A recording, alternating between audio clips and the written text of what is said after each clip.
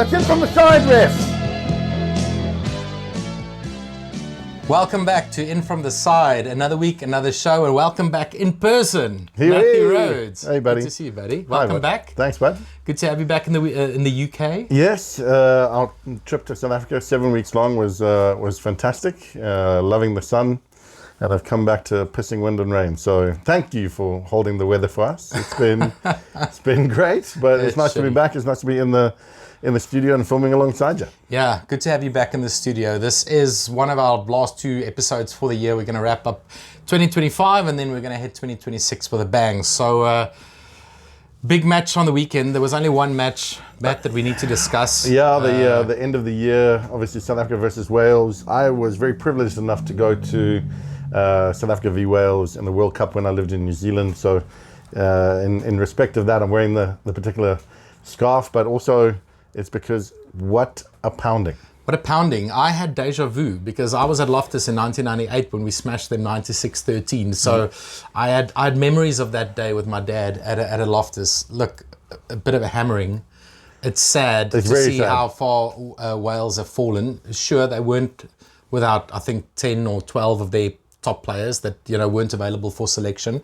But neither were we. Yeah. So, we were lucky enough to be able to build this depth over the last couple of seasons, and it was boys against men. It was chickens to the slaughter, really. Mate, the boykies were clubbing seals. Like, it's unfortunate. There's been, we've talked about it throughout the year. Wales have been in strife.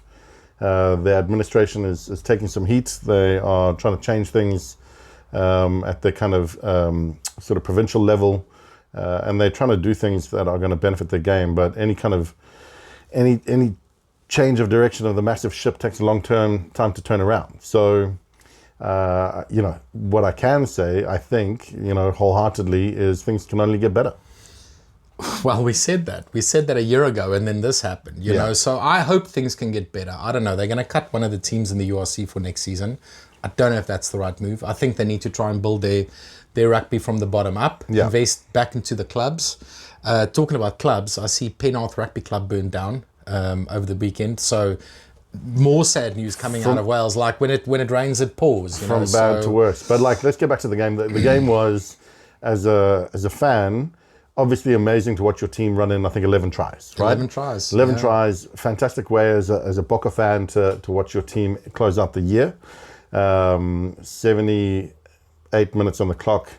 We could have just seen another 2 minutes of fantastic play, and we'll get to that with obviously Eben's red card, but which kind of put a really sort of dark and sour taste on what was, throughout a fantastic Bokke performance. Yeah. But again, coming from the Steve Tandy and his coaching staff and the rest of the Welsh supporters, who are amazing supporters, by the way. Like, I love watching anything that happens at Cardiff Arms Principality Stadium. Like, they always sing with such passion and enthusiasm. Like, they're such an amazing crowd to get behind their team. But they're watching, literally, as you say, boys against men. Jack Morgan getting injured, the loss of the 11 players, Louis Rees-Zammit playing like an hour later for Gloucester against Northants. All of that just really hurt. And you look at it and go, did they really have to run out against the world number ones and take that kind of beating? If nothing else, the take home is to walk away and go, well, genuinely, we played the best team in the world, and that's the divide. 73 points, we put nothing on, and I don't think they've not scored a point in a game since 1992, something like that.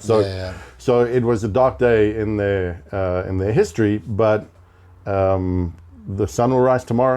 The sun will come out. Yes. Tomorrow. Bet your bottom dollar that tomorrow. Stop.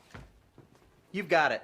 And they've got to pick themselves up, and they've got to look ahead into next year, into the Six Nations, and they've got to start to plan and put something positive forward, because any kind of consistency, you made the joke, but it's not a joke.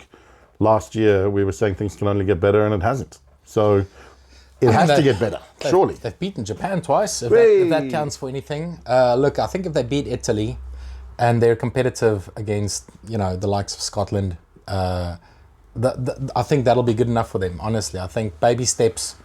There are proud and passionate nation. Yeah. Hopefully things, get back to where it should be. We want Wales to be one of the top teams. It's very sad to see them in the second tier draw for the World Cup, but also ranked as low as 12th. It's just it's shocking. Fair. Yeah. Let's hope they unearth some players, but let's focus on the positives. Good day out for the Boks. Yeah. Andre Esterhuizen was a man possessed. Like Wow. he's playing the best rugby of his career at the stage of his career. I mean, he made his debut for the Boks as far back as 2018. He's been in and out of the squad, and now suddenly they've found this. I love his new name, Andre Flenter, because he plays flank and centre. So Andre Flenter it is. Whether he plays flank or in the midfield, he's just a man possessed. The meters he made, I think he had 10 runs, made 85 meters, scored a try. Champion. Like, he was just a 10 out of 10 performance. And rightly so, man of the match. Like, absolutely. And you could say Sasha, I think 28 points on the 28 day. points, 2 tries. Didn't get man of the match. I mean, and that just shows. Genuinely, I think Rusty and the wider coaching staff identifying Andre Esterhuizen as a potential, as you say, flenter, where he can be flank and centre, has given him a new sort of lease on life where he's learning, applying a new trade in the forwards. But then you get him in the back line where he's been playing his whole life, and it's almost like he's grown in confidence because of the run-ins that he's had, with the other 7 up front. So, I think they've done really well to identify that you can almost extend a player's career, but also give them a little bit more enthusiasm and verve, and he's shown that. He's running into mauls and scoring tries at the back of the maul, or you're passing out wide and he's scoring in the corner, coming from the back line. So it's really good to see. Yeah, 100%. Talking about Sasha, the superstar, the wonder kid. Is there anything he can't do? I think he's still a little bit rough around the edges, admittedly. I think he still needs to work a little bit on his game, his composure, the reading of the game, making decisions, his decision making. But he's got all the talent in the world. I saw a stat today, Dan Carter, in his 112 odd tests, scored 29 tries. Sasha scored 9 in 19 tests. Like, his strike rate for a fly-off, he's already the highest scoring Springbok fly-off in history. Of all time, yeah. And if you think about a guy like Andre Pollard, who scored 8 tries, he's played for 11 seasons. Sasha's done that in 2. Not that you expect fly-offs to score tries, but it just shows what an attacking threat he is. And that sort of that X factor that he brings to the back line. He's just phenomenal. He's got everything. Yeah, he's got vision, he's got gas, he's got proper wheels. He's also really strong in the tackle. You see him burst through. Got a sensational fend. Corey Jane would be happy to see that. And at the end of the day, the boy's got it all. He can kick, he can put people in space, he can find the gap, he can be on the other side, and he's got the wheels to go around people and score in the corner, or to kick a 50-22, collect it himself and score in the corner. So he does have it all. And people are, Tony Brown, I think, was quoted as talking about him in the same kind of context as a Dan Carter or a Johnny Wilkinson, or that kind of level. So let's hope he stays fit. Let's hope he remains injury free, and this start that he's had continues for the rest of his career. Because if it does, and we see many years of this, we're going to be happy supporters. Yeah, absolutely, 100%. Now, I'm super excited to see what he's going to offer next year. We've got even a tougher season next year, if that was possible. Playing the All Blacks 4 times, we're playing England at home. I'm already licking my lips. I saw Rassie already followed them on Twitter. Nice. So he's already on England's case. Looking forward to the next match. That's only in July. Yeah. Another guy who I was really happy for is Ruan Orkia. We've been singing his praises the whole season. Really deserves his place in the side. I think he's the number 1 lock. And he finally got a try. He got on the score sheet. So super happy for him. He deserves it. He literally was given the opportunity. He took it with both hands. Yeah. And he came in and solidified our set piece. And, he just really owned it. And if there was anyone who was deserving of a try or of the accolades that he's receiving at the end of the year, it's your man. Because we were in a bit of strife when he came in. The lineup wasn't really hitting. Malcolm was a bit all over the place. Our jumpers were not connecting, and that set piece was really under scrutiny. And then he came in and just firmed it up. And since then, not only in the lineup, but he's just been immense. So fair play to the boy. Yeah, absolutely. So where to from here for Wales? Like we say, they just need to rebuild. Hopefully they can learn something out of that smashing, or at least one of the lessons is to not repeat that. Tough. I think Dewey Lake said, I think they've got a better understanding now of what it takes to operate at that level, so it's not all doom and gloom. Yeah. For the Boks, some of the guys are going to get some nice R&R, most notably Eben Etzebeth. He's not going to play in the near future. We don't know what ban is in, but what do you think went through his head? Because he 140 cap experienced player, he's never done anything like that. So blatantly obvious. I see all the South African fans, interestingly enough, looking at different camera angles. I looked at the replay in motion. I don't think the Welsh player made contact with Eben's eyes. I don't think there was eye gouging. I think it was a moment of madness. Maybe he wanted to just shove him in the face and he connected. But even that is you're just looking for shit. It was a clear red all day long. 100%. And the moment you see it on the big screen, it looks bad. 100%. If it looks bad, it's bad. And his thumb goes searching for his eye. Yeah, it's not a good look. Yeah, and like at the end of the day, we don't want to see that in our game.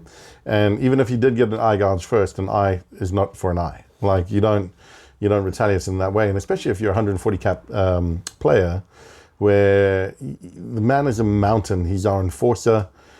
But you put the shoe on the other foot. If someone had supposedly done something like that to Bucky's, would Bucky's have let that one slide? No, but Bucky's would have got away with it. Correct. I think that's the difference. I don't think there were as many cameras on at the time. Bucky's would have waited for the bottom of the rack. Yeah. Not an open play. Eben's an enforcer. He's always been, our go-to. Whenever there's a scrap, he's right in the middle of it. So you can't vilify the man for being that aggressor when the aggression starts.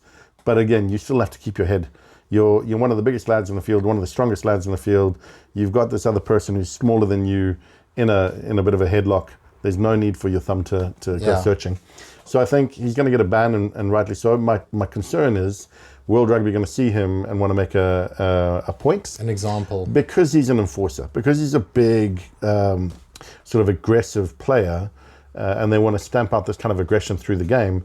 They're going to see this as their opportunity to come down hard. So, I wouldn't be surprised if we see a lengthy ban.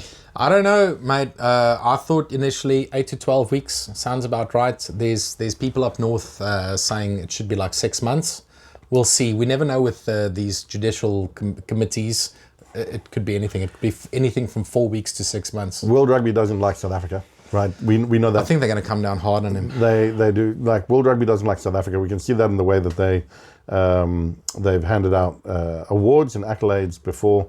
I mean, we talked about it. They're World Team of the Year. At least they got one thing right, and they picked the right front row, the Bok front row.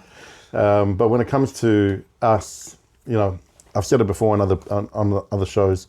Nobody likes us, and we don't care. But when it comes to judicial reviews and penalties for this kind of aggression, we tend to find ourselves on finding foul, and we fall on the wrong side of it. And because of that, they have almost carte blanche to wield the axe. So I'm worried for him. I think it might be more towards the 6 month than the 12 week. I'm hoping it's 12 weeks because again, he didn't do much damage to the guy. He was a bit chirpy and lippy when they were shaking hands, but. At the end of the day, any kind of sort of intent in that regard is going to be stamped out. Yeah, well, let's see. Let's move on to more positive things. It was a record-breaking year for the Springboks. Won another rugby championship, won 12 out of 14 tests. Some amazing stats that I read this week. We scored 81 tries. This equals the record of the Springboks in 2007. The difference is in 2007, they did it in 17 tests. This year we did it in 14. So we averaged 5.8 tries a game. Right. Which is unbelievable. The average score for the Springboks against all opposition this year is 41-17. We averaged 41 points across 14 tests. It's just the balance that Rassie and his coaching staff has brought into this team, and I think that's the differentiator between us and other teams. We slipped on the banana skin against the Wallabies, and we played very, very conservatively and frustrating rugby against the All Blacks in Auckland. But we used those two matches to fine-tune our game. And I think off the back of that, and we immediately saw the results in Wellington, we got that balance between kicking, knowing when to chase, when to kick, and then running with the ball, playing that expansive Tony Ball type of rugby. Yeah. And it just clicked for us in the last. And we're on an eight game winning streak, So we're in a good run, and just credit to Rassie and the boys for Believing in themselves. believing in themselves, but also being honest with themselves and understanding. Like I always say this, there's not a coach on this planet that understands his team better than Rassie and understands what he needs to get from his team. I think Borthwick's on that track with England. Scott Robertson is nowhere near that with the All Blacks. Yeah. And we'll see what's going to happen with the Wallabies. But Rassie and his team just continue to prove the doubters wrong. Yeah, 100%. And if you look at the stats, Kiwis lost 2 games this year. We lost 2 games. We lost to Australia once and the Kiwis once. As you say, those were the 2 games that we took a lot of, we had our learnings from. And we used that insight to, play a different brand and a better brand of rugby that then helped us to kick on through the Quilter Nations Series. We are leaving this year behind on a real high. Everyone, even the Kiwi commentators, are all saying that there is a massive divide between us and everyone else in the world. Our brand of rugby, evidenced by the fact that we're scoring an average of 41 points a game, tries galore. It's exciting. Everyone is buying into this sort of Bok superiority. And if you look then equally, if we only lost 2 games, the All Blacks only lost 2 games, they're second in the world, and yet they are taking heat. Because I think the type of rugby, the brand of rugby that they're playing, how they are playing, even when they're winning, is not to the standard and not to the expectations of their supporters. Where for us, we're looking at our boys coming together, as you say, being coached in the right way. There's a brotherhood, there's a togetherness that they play with, evidenced by Sia in his 100th cap coming off, sacrificing himself so that the team could get the win. Amazing. Yeah. Like it's what you want to see, and long may that continue. And we just need to keep that momentum going because everyone else is trying to play catch up, and we need to stay ahead of the pack. Yeah, 100%. Matt, before we continue with the show, let's just give a quick cheers to Sia, Rassie, and the boys. Thank you. Cheers, boys. As Springbok supporters, we just love watching you week in, week out, passionately wearing our green jerseys. And thank you for everything that you do for South Africa and for us fans. We look forward to next year. That tour to South Africa by the All Blacks is going to be epic. We're already looking forward to it. So cheers, Matt. Cheers. To the Cheers, boys. Well done. Right, another stat, Matt, that I saw that was very interesting was, for the second year running, Rassie has picked 50 players to represent the Springboks. And it often a debate, and we did a series earlier this year where we picked our Dream 15s. A debate is, so what is the best team that the Springboks can produce? We looked at it, Matt and myself, we debated it. We looked at the Quilter Nations Series, the last 5 tests in isolation, and we really picked the best team that represents the Springboks from that side. You'll see it popping up on the screen right now. That is our team that we picked. I think a couple of positions that we sort of argued about, Matt, was either Ethan Hooker or Kurtley Arendse on the wing. Yeah, I think we both agreed on Willems at fullback. He cemented that position, but wing was open for debate. Yeah, look, I'm a Sharks boy. I'm very happy with Ethan, the way that he sort of played throughout this year and kind of came into his own as the Autumn Nations Series was coming to an end. He, really stood out. Kurtley was great in the beginning. Obviously got that HIA. Got injured, yeah. He got injured. But we debated and we went with Ethan just because we think he's better under the high ball. For me, I like flexibility. We can put him into centre if needs. So yeah, he does give you a little bit of versatility. I think another one that people might think is controversial is Kanan Moody at outside centre. Obviously, he played so well against the All Blacks in Wellington and played again against Argentina in the midfield at Twickenham. His reading of the game defensively, the way that he would shoot out of the line and cut down those passes, once or twice, particularly early on in the game, his reading wasn't great and he was a little bit off step. But then as he grew into that role, he was amazing. I know he played mostly wing on this series, but I still like him at 13. I think he just brings a new dynamic element to the midfield. Yeah. And next to Damien, either him or Esterhuizen, I think that's a ferocious midfield. And obviously, Damien Willems can also cover inside centre. One of the best games he played this year was in that role at centre. Absolutely. So we'll never forget Wellington. Yeah. The rest of the backline pretty much speaks for themselves. Yeah. De Allende, Sasha FM, Kobus is amazing. Like he's had a bit of a colourful past. He came out and he's obviously been around for a long time. I think he's playing the best rugby of his life. Took him 11 years to get to 50 tests. I know. Unbelievable. What a fighter. What a champion. He is an absolute champion. And he's just been, some of the tries that he scored, he darts around, he sees the space, he opens up, but, fundamentally he does what a really good scrum half does.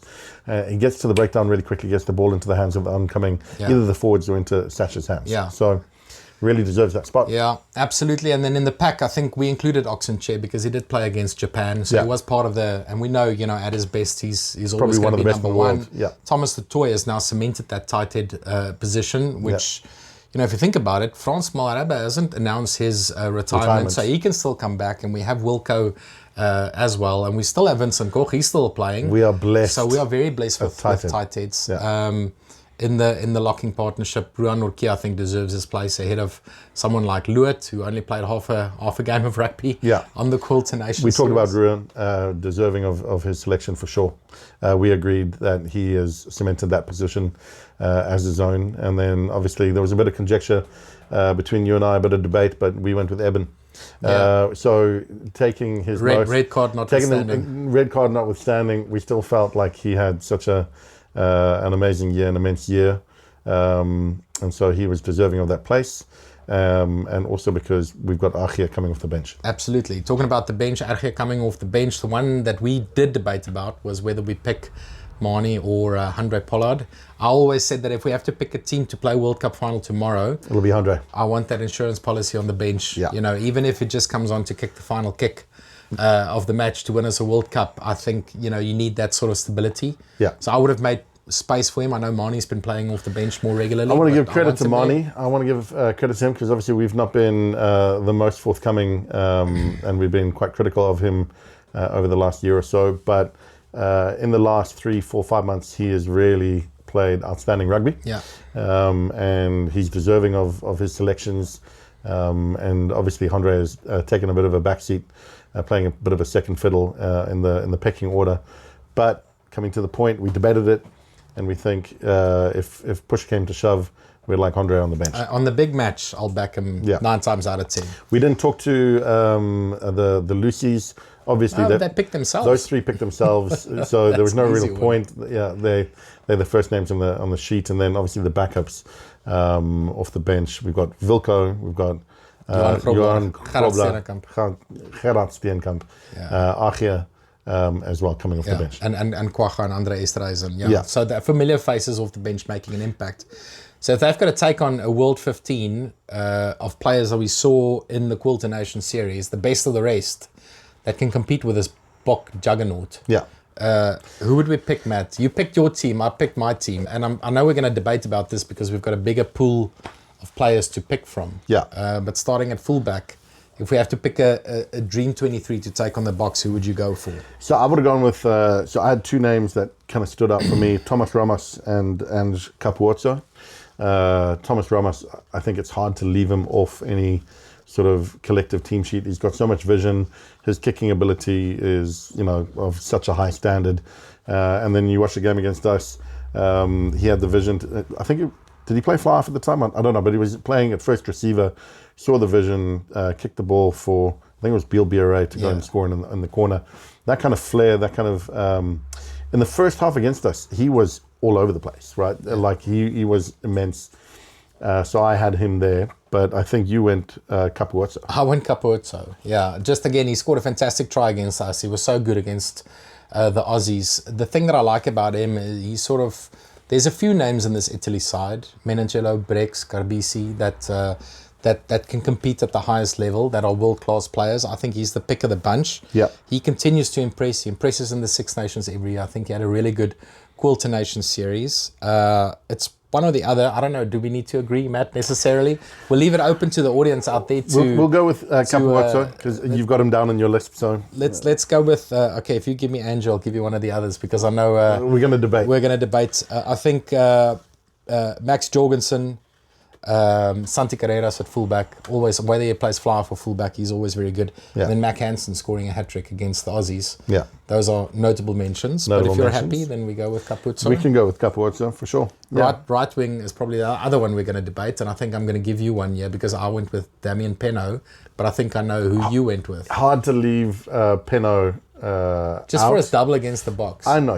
And again, his ability to score tries, I think he's got the record now for France. He is their top try scorer. He's the top try scorer. He's just sensational. His try return is unbelievable, but it would only be bettered, I think, by maybe one other, and that's Will Jordan. Yeah. Will Jordan is his ability to get over the line and score tries.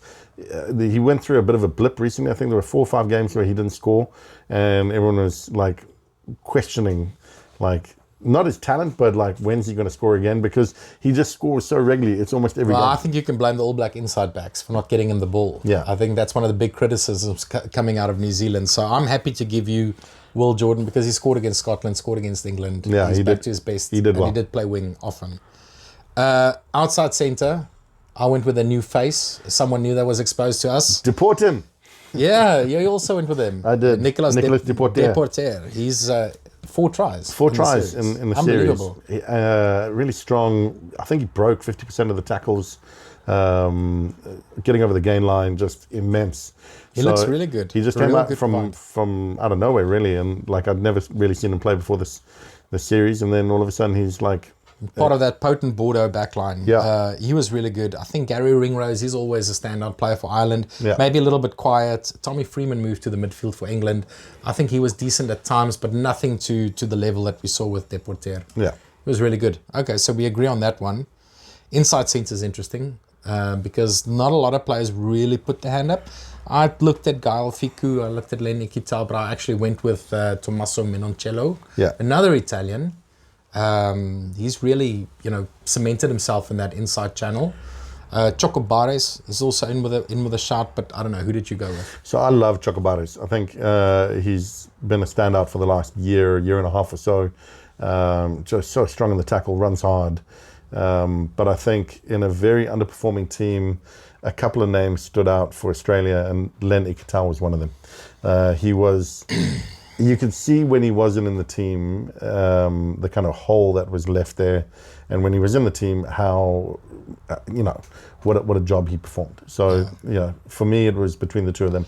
I'll give you Ekital, but only because he made the World Rugby Team of the Year. Yeah. Okay. So, moving on to left wing.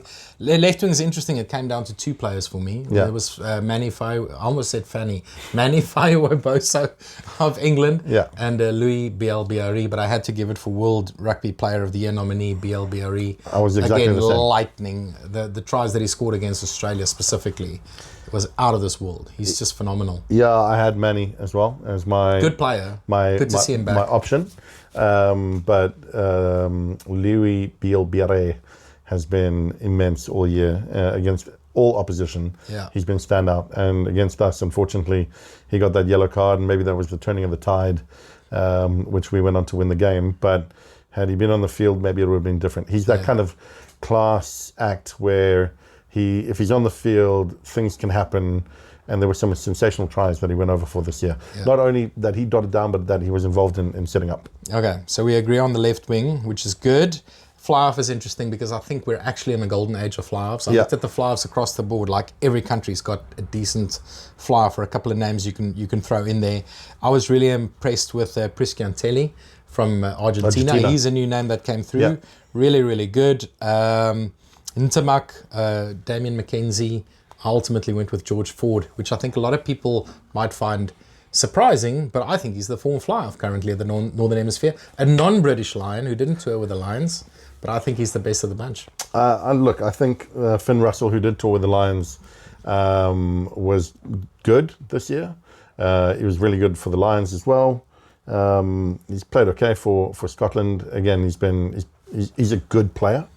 I thought Paolo Gabisi for Italy, very good. in very clutch moments against Australia in particular. Kept the points piling up against the Aussies. Yeah, their fantastic win against the Aussies. I think a lot of it came down to his cool head and keeping them in the game, just sticking in it. But for me, like you, I went George Ford. I think he's had a resurgence. Some of the his drop kicks and just the way that he's exuded this calm on the field. He maybe didn't look like he had that before, and he's just gone in there. And it's almost as if he's taken ownership of that jersey. So fair play to him. Okay. Fantastic. So I agree on George Ford, which I didn't think was going to be the case. 9, again, is a 2-horse race for me. Jamison Gibson Park, I think specifically against South Africa, when they were down to 12 men, he was one of the guys in the front lines. We know, he's a classy player, but I actually went with Cam Roygaard. I think apart from DuPont, everyone keeps on going about how good DuPont is. And apart from the South African scrum halves, which I still think is the best of the bunch, Cam Roygaard's up there. He's one of the best number 9s on the planet currently. Yeah. Cortez Ratama as well, which plays an understudy to him, I think, has played really, really well this year. I went with Jamison Gibson Park. Okay. But I'll give you Cam Roygaard because he's as good, if not better. I'm going to give you 1 or 2 in the forwards then. The only reason why I think he pips Jamison Gibson Park, in my mind, leading up to this, is because he was also injured for a little while. Yeah. And then he came back. But in terms of class, it's permanent. Yeah, no, he is a wonderful player. Okay, so we'll go with Cam Roygaard. Number 8 again was interesting. A couple of good players. Peter Lakai, I think, for the All Blacks played really well on this tour. Kalen Doris is always good. Gregory Aldrit of France, he didn't play against us, but he was good in the other games. But we both like Ben Earl, so I went Ben Earl. I don't know who you picked. I also like Jack Conan. I think he played really well. Really good. He was immense. Yeah. But for me, Ben Earl he was outstanding throughout this tour. You picked Ben Earl? Yeah, I picked Ben Earl again. So he just had some of those runs he had. He's quick. He's so dynamic, and his footwork for an 8 is unbelievable. So I went with him. Okay, so we agree. Another Englishman. Oh, they're going to love this in England, seeing all the English guys. So we picked in our team. Number 7. Again, Ardie Savia is always up there. He's stalwart for New Zealand rugby. Marcus Kremer, Fraser McWright, who I know you're a big fan of. I actually went with Charles Olivon. I thought he was really good for France. Again, France, they didn't play well against us, but in all the other games, they really dominated. And I think he was consistently good. So I took a bit of a punt and went with Olivon. I'm pretty sure you didn't go with him. I had 2 names, Ardie Savia and Fraser McWright. So I don't think, if I was to pick a team and I had those 3, I wouldn't go Olivon. If anything, I'd probably go Ardie Savia. But and it's hard to leave Savia off the list here. Yeah, it's also hard because the Aussies were so shit. I know, but if there was one person who was outstanding throughout the entire year and has been consistent since the last Quilter Nations Series, it's Fraser McWright. Fair enough. I'll give you Fraser Mac purely because you gave me Cam Roygaard. We're leaving Ardie off the... Oh, yeah, but I'm pretty sure he'll make both of our benches then. No, for sure. But Fraser McWright, I think, is Australia's Player of the Year. Yeah. That's one of the reasons why I'm happy to have him in that team. Sure. 6 might be another story. A couple of good names on there. The Currys are good. Pablo Matera, obviously, always good, whether he plays off the bench or starts. I actually went with Wallace Atiti. Very dynamic. He came off the bench against Ireland, and together with DMAC, they really changed the momentum of that game. Scored a fantastic try, so good in the loose play.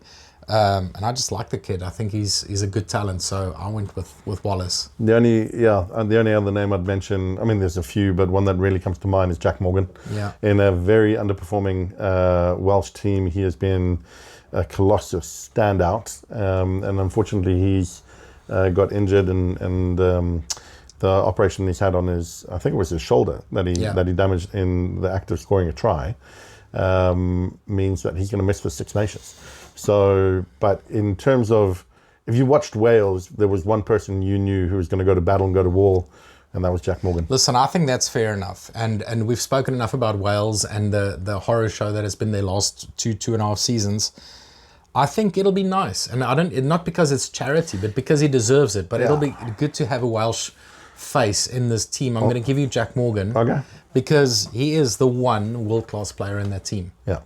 Even above Reece Zammit, who's back now. Yeah. I think Jack Morgan is the one player that can, He can galvanise that team. He can get the boys behind him. I mean, Dowie Lake as well is amazing. There's some really good ball players in their team. As you say, Louis Reece Zammit is back. But if there is my captain to get around, Jack Morgan's the man. Yeah. And not just taking away his leadership or taking from his leadership, the way that he actually played was immense. Yeah. So it was sorry to see him get injured. Yeah, absolutely. We'll see what all the Ben Curry fans out there in YouTube land say, because we didn't even give him a mention. But you know what? After the Bongi Mbonambe incident in the World Cup and now the Felipe Contepome incident after the Argentina win, I just decided, he doesn't make this team. So we're not big fans of Ben Curry. And Tom Curry as well. He got picked as World Team of the Year. Tom Curry. Sorry, Curry. I'm getting the Currys mixed up. Yeah, you're right. It's Tom Curry. Locks, I went with a combination of Tag Byrne and Fabian Holland. Tag Byrne is Irish stalwart. He's so physical. I was actually surprised that he wasn't nominated for World Player of the Year. I thought he was going to make World Player of the Year. He made the Team of the Year. He made the Team of the Year, which I think is well deserved. And Holland, because he's Newcomer of the Year, Breakthrough Player of the Year. Yeah, fantastic season. He did. Bright kid, bright future. Other names, Jeremy Williams from Australia, Maro Itoja. Obviously, people are going to say he needs to be in this team. Scotty Barrett, Nick Frost. There's some good names flying around, but I went with that combo of Byrne and Holland. Yeah, good shout. I think I went the same. So okay, nice. So we agree there, and for the same reasons you just said. I think Holland with his Breakthrough Player Award, deserving. I thought Suoli'i or maybe Pollock would win it because they were just a little bit more sort of pizzazz and flair. Yeah. But your man did the hard yards. And so fair play to him, he got the award. And then Tad Byrne has just been immense for ages. Yeah. His red card shouldn't have been a red card, got rescinded. Yeah. Fair play. 100%. Okay, front row is going to be an interesting one. I've tighted, obviously, Tag Furlong's always up there. Taniela Tupou's up there. Fletcher Newell, strong scrummager. I actually went with Joe Hayes. Okay. I don't want to give England too much credit because I see they now say they've got the best scrum on the planet, which we'll see what happens in July, England. You don't have the best scrum on the planet, I can promise you that. But you know what? They did firm up their set piece. And I think a big part of that is Joe Hayes on the tight head. He's keeping some other real good tight heads in England out of the team. So sure. He's been immense. So I've given credit to him, and I picked him a tight head at hooker. You go tight head first before we get to hooker and loose. So I had Taniela Tupou and Tad Furlong as my two. Obviously, Tad Furlong went backwards against the Springboks. And just a quick note to the English boykies. I don't think you're even the second best front rows in World Rugby. Our second string front rows are better. True. Yeah, so we'll see when you come down to South Africa. It's down to South Africa, eh? Yeah. Next year, there'll be a scrummaging test for you to take on in our backyard. Good luck to you. But no, I went Taniela Tupou and I went with Tad Furlong. If anything, on the basis of it, I'd probably go Taniela Tupou just because he was immense. And Tad Furlong had a tough time against us. I'll give you Tupou, purely because England are boasting about their scrum, and I don't like that. So I'll give you Tupou because he is such a dynamic player, and I think together with Angus Bell is the two best props in Australia. Talking about Angus Bell, I picked him at loosehead. I think he had a really good Quilter Nations Series. The other guys that stood out for me was Ellis Genge and Finn Baxter. Again, giving credit to the bloody English front row, but Ellis Genge has been good for a long while now. But I think Angus Bell, and it's not just because of the try he scored against France, but that was a thing of beauty. It was I sensational. think in the loose play he's so good, and he's also a strong scrummager. Yeah, I think that's a fair shout. I would have gone Genji. So again, I went with it's either with one of the props. You know what? Given how poorly Australia's played actually on this tour, it probably won't be right if we include another Aussie. So let's go Genge.